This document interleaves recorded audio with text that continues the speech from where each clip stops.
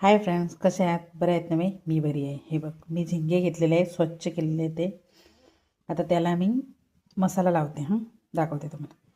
हे चवीपुरतं मीठ आणि थोडंसं घालू ना आपण, कारण लागायला पाहिजे. आणि ही मिरची पावडर 1.5 चमचा घातलेले. हळदी पावडर 2 चमचे, कारण ते लागायला पाहिजे. आणि हा लिंबाचा रस, हे बारीक कुटलेलं आलं. आणि हे मी एक अंड्याचा बोळ घेतलेला आहे, कारण ते येल्लो असतं ना, ते मी बाहेर फेकलेलं आहे, त्या चांगलं नव्हे म्हणून. आता आपण ते चांगलं मिक्स करून घेऊया. हे बघ, अशा प्रकारे चांगलं मिक्स करून 10 मिनटं ठेवायची. नंतर आपण फ्राय करायला घेऊया. आज मी ना झिंग्याचे ही शेपूट ठेवलेले आहे, कारण छान दिसतं. हॉटेलमध्ये करतात ना, तशा प्रकारे करण्यासाठी. बघा, 10 मिनटं मुरत ठेवू आपण.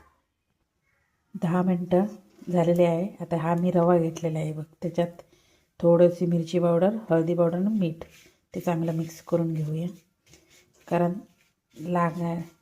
त्याला मसाल्याला लावलेलं आहे, तरी पण इकडं चांगलं लावायला म्हणून इकडे लावते. हे बघा, असं मिक्स करून घेतलेलं आहे. आता आपण त्यांना लावून घेऊया. हे बघा, अशा प्रकारे. आणि मी त्याच्यात एक अंडी घातलेली, कारण त्याच्यामुळे तो रवा निघत नाही आहे. हॉटेलवर पण तसंच देतात ना, म्हणून. बघा, अशा प्रकारे हे लावलेलं आहे. आता ते फ्राय करून घेऊ. फ्राय तेल घातलेलं आहे. आता मी ते भाजायला घालते. हे बघ,